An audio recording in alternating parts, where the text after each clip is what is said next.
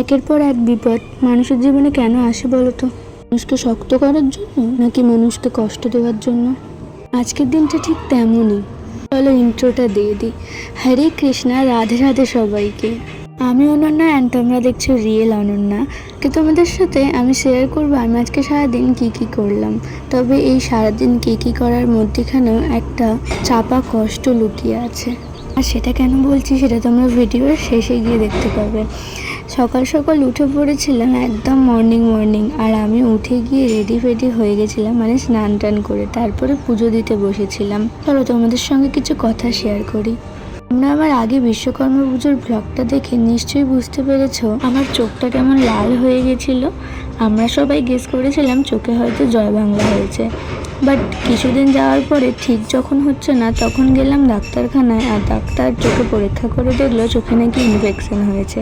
অজস্র ব্যথা যন্ত্রণা সমস্ত কিছু সহ্য করছিলাম, তার সঙ্গে নানান রকমের ওষুধ খাচ্ছিলাম, চোখে ওষুধ দিচ্ছিলাম। ঠিক এইরকমই একটা দুপুরবেলায় হঠাৎই এমন অবস্থা হয়ে গেল যে উঠে দাঁড়ানোর মতো পরিস্থিতিতে আমি ছিলাম না। তোমরা অনেকেই জানো আমার পরীক্ষা চলছে, আর সেদিন ছিল হিস্ট্রি। আর সেদিনকে আমার শরীর এতটা খারাপ হয়ে গেছিলো, আমার বিছানা থেকে ওঠার মতো ক্ষমতা ছিল না, পা হাত পা কাঁপছিল। আমি কাঁদতে মাকে বলছিলাম যে আমার পা হাত পা কিচ্ছু নেই। শেষমেশ আর কি, পরীক্ষাটা দিতেই যেতে পারলাম না। এই পরীক্ষাটা আবার 6 মাস পর সেকেন্ড সেমিস্টারে একসঙ্গে দিতে হবে। থেকে ব্লাডও পড়ছিল। আগে আমার কথা বাদ দাও, এখন আমি ঠাকুরের কৃপায় ভালোই আছি, মানে আমার কৃষ্ণের কৃপায়। কিন্তু আমাদের সুখটা হয়তো কারোর সহ্য হলো না।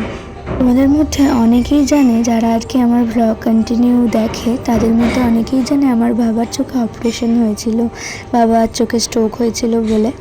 বাট এই কিছুদিন আগে হঠাৎই বাবা রাত্রিবেলায় বলে চোখে অনেক ব্যথা করছিল। রাত্রিবেলায় আমার ওষুধ দেওয়ার পরে বাবা সকালবেলা উঠে বলল যে আমি চোখে এখন ভালোই দেখতে পাচ্ছি আর চোখে ব্যথাটাও করছে না। তো যেই দিন দুপুরবেলা আমার শরীর খারাপ হলো সেদিন দুপুরবেলা বাবা কাজ থেকে ফিরে বললো নাকি চোখে কিছু দেখতে পাচ্ছে না আবার আগের মতো। মা তো ভয় পেয়ে গেছিলো, মা আমাকে সামলাবে না বাবাকে সামলাবে। আমি সুস্থ হওয়ার পর বাবাকে নিয়ে ডাক্তারখানা যাওয়ার পর ডাক্তার বললো ইমিডিয়েটলি অপারেশন করতে হবে। বাবার রেটিনার 3টে লেয়ারের মধ্যে একটা লেয়ার ছিঁড়ে গেছে। তোমরা ভিডিওতে আমার মুখে যে হাসিটা দেখতে পাচ্ছ সেই হাসিটা আসলে সত্যিই নয়। তারপর ডাক্তার বলে যে ইমিডিয়েটলি অপারেশনটা করতে হবে, আর যদি ইমিডিয়েটলি না করা হয় তাহলে হয়তো যদিও 1% চান্স থাকে চোখে দেখতে পাওয়ার, তাহলে সেটাও আর থাকবে না। আগের বারে তো মেডিকেলে অপারেশন করা হয়েছিল। আমাদের গরিবেরই একটাই রাস্তা, মেডিকেল, হাওড়া, বিনামূল্যে চিকিৎসাটা হয়ে যায়। কিন্তু এইবারে মেডিকেলের যা পরিস্থিতি, মানে আরজিকর ঘটনার বিষয় তো আমরা সবাই জানি, তার জন্য মেডিকেল, হাওড়া এই সমস্ত হসপিটালেতে ডাক্তার পাওয়া যাচ্ছে না। তাই জন্য আমাদেরকে বলা হলো যে ডাক্তারখানায় বাবাকে দেখা হয়েছিল সেটা একটি নার্সিংহোম ছিল, সেই নার্সিংহোমে বাবার অপারেশন করতে লাগবে 25,000 টাকা।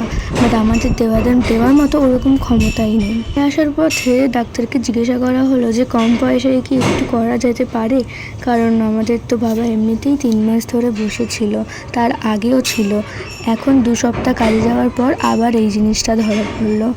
এখন এই মুহূর্তে এতগুলো টাকা দেওয়াটা অসম্ভব। তাই জন্য সে ডানকুনিতে একটা নার্সিংহোমেতে অফার করলো, সেখানে গিয়েতে সাথে কার্ডের বিনিময়ে 18,900 টাকা স্বাস্থ্যসাথী থেকে কাটা হলো এবং আমাদেরকে নিজেদেরকে দিতে হলো 12,000 টাকা।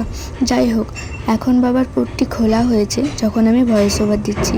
বাট যেদিনকে আমি এই ব্লগটা বানিয়েছিলাম সেদিনকে বাবা এসেছিলো এরকম পোর্টটি দেওয়া।